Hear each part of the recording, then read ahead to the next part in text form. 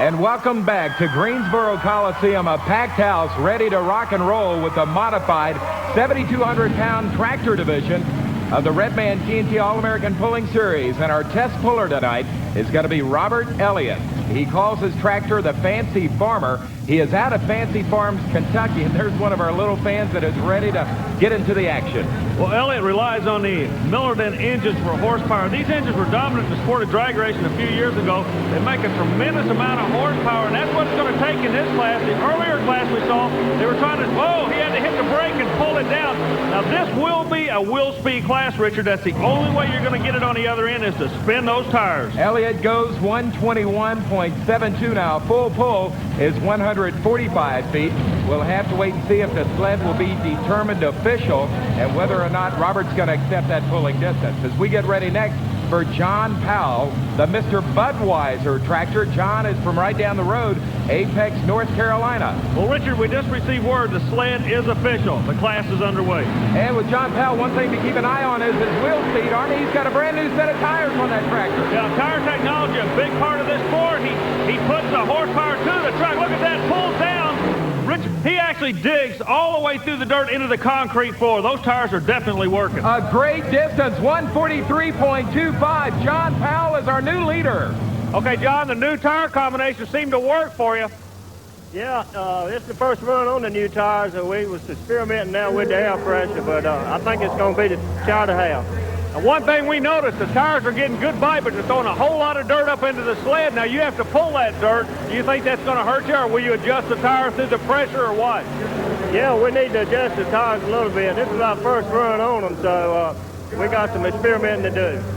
Well, here comes a real fan favorite out next. Big John Carlton, the Virginia farmer. He's out of Little Plymouth, Virginia. 47 years of age. He's been on the circuit 6 years Army, and he's got a lot of wins under his belt. He relies on the supercharged engine to make his horsepower times 3. Kind of an interesting guy, Richard. If they gave an award away just for a good guy, he would definitely be in a running for it. Now let's see if he can get a good distance out of that awesome-looking tractor. Well, he goes way up on the RPM. The ground speed is not that good. He's going to be short. He's going to be way short. 127.99 for Big John Carlton out of Little Plymouth, Virginia. The Virginia farmer is not going to win it tonight.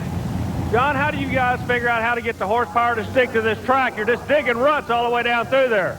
I don't know. I missed it. I tried to run too high a gear. I should run a little bit lower gear then. Do you think the track's going to get better or it's going to go away, John? No, I think it probably will go away. So that's bad news for our next 3 tractor pullers. There's one of our little fans here in Greensboro. You know, our next puller scheduled out is Dave Walsh, the Irish Challenger. He is part of a brother pulling team that runs the Redman TNT All-American Pulling Series circuit.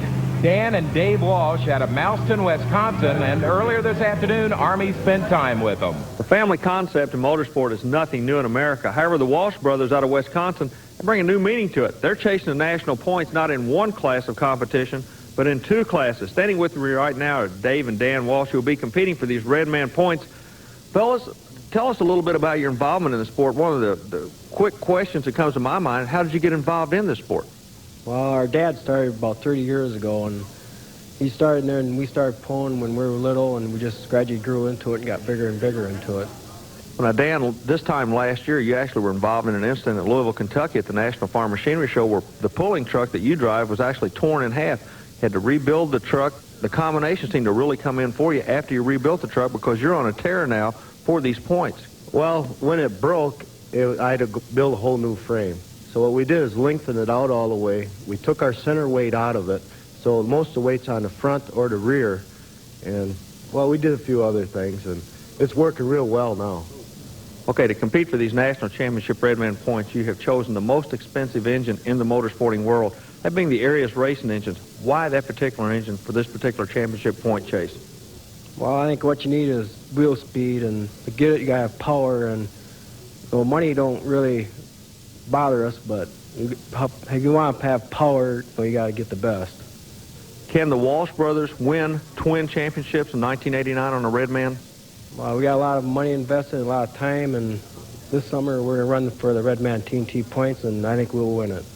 Can you take that 2-wheel drive? I'm going to nail you guys. I'm going to go straight to you. Are you going to be the national champion to beat this year? I sure plan on it. I'm going to be the new one. That's in the two-wheel drive. Modified tractor. Can you win the national championship? Yes, I think I can.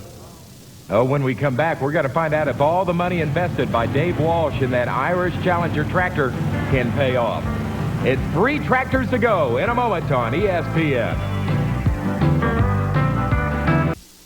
In baseball, it's 3 strikes and you're out. In Greensboro, North Carolina, it's 3 pullers to go to try to beat 143.25. That is our lead distance by John Powell as we get ready for Dave Walsh, the Irish Challenger out of Mouston, Wisconsin. Richard, you got to remember, our leader pulled early in the field. We're down to the final 3. A definitely horsepower track. We've got horsepower sitting on the starting line. Any of the 3 remaining could definitely go into the lead. The lead being anything on the other side of a 143, pull being 145, and Walsh is pull, barrels wide open. Look at this run. The big barrels on the engine are wide open. He puts it out of here. A full pull, our first one of the night, a full pull for Dave Walsh on a track that obviously has suddenly gotten better. Well, Dave, you just showed it can be done, but you got to work to do it. Yeah, I kind of rode the left side of the track where nobody gone yet, and I think helped there. Awfully close to going out of bounds. Were you worried about that? I was kind of watching a little bit. I was riding the right brake, but I was kind of watching it, trying to keep it in. Can you hang on and win it tonight? I think I will. So all of a sudden, out of nowhere, new light is shed on the competition. Army, obviously the track has gotten a lot better as we get ready next for Paul Norman, the all-pro war wagon out of Charlotte, North Carolina. I'm amazed. All the pullers saying the track was getting terrible. There's John Powell, the guy was just knocked off out of the lead. They were saying the track was terrible, and then we get a full pull. The full pulls result in nothing but just brute horsepower. Watch the all-pro war wagon right here. He's going to do the same thing. That's right. Back to back. But what it took was about a 160-mile-an-hour wheel speed to get that sled on the other side of 145 feet. Another full pull, this one by Paul Norman from Charlotte, North Carolina. You're going to be coming back in a pull-off. Now, what adjustments are you going to make for the pull-off? Oh, definitely, Army. The all-pro auto parts war wagon was heavy on the nose. We were just way too heavy. It never really lifted and hooked like we wanted it to, so we'll definitely be moving 100 to the rear. Hopefully we'll be able to catch him in the pull-off. Oh, we've got 2 tractors in the pull-off. Are we going to make it 3 as John Heilman and the Levi Garrett tractor out next out of Rockford, Ohio. John is our final official puller tonight, and then we're going to have a pull-off. Tractor goes by the name of Ohio Gold. Now, keep one thing in mind. Heilman backs the sled to the exact same spot that Walsh ran, so he's going to be running in his groove. The difference here, Heilman relies on Chevrolet for horsepower. The Walsh brothers and Norman use the Arias engine for their horsepower. A lot of shimmy in the chassis. It's trying to hook. He's going to be close. He's trying to muscle it on the other end, Richard. He shook, he rattled, but he did not roll enough. Only 144.42 for John Heilman. So he is out of the competition as now we're going to weigh that sled heavier and get ready for a pull-off, Army. Richard, they're going to put about 2,000 pounds more weight in the sled and then go back one-on-one. One out of Wisconsin and one out of North Carolina. As we get ready for Dave Walsh, who will be our first puller in the pull-off, does either of these guys have an advantage being first or being second in the pull-off? I wouldn't think. Really, I would want to go second. I would want to watch the man in front of me to see what he does. The big difference here is the way the engines are set on a vehicle. Walsh, you notice, has 2 engines on the right side, 1 engine on the left. Norman has 3 engines straight in a row. I believe the 3 engines straight in a row is the way to go on this particular track. But Walsh is laying down an awfully good run with an awfully heavy sled. Boy, they really tightened that sled up, Richard. So you, in essence, have said you think Paul Norman will win it as we see Dave Walsh's distance of 125.98. That will be the distance that Norman is going to have to beat to win it here in Greensboro. And I don't know, maybe she's a Paul Norman fan.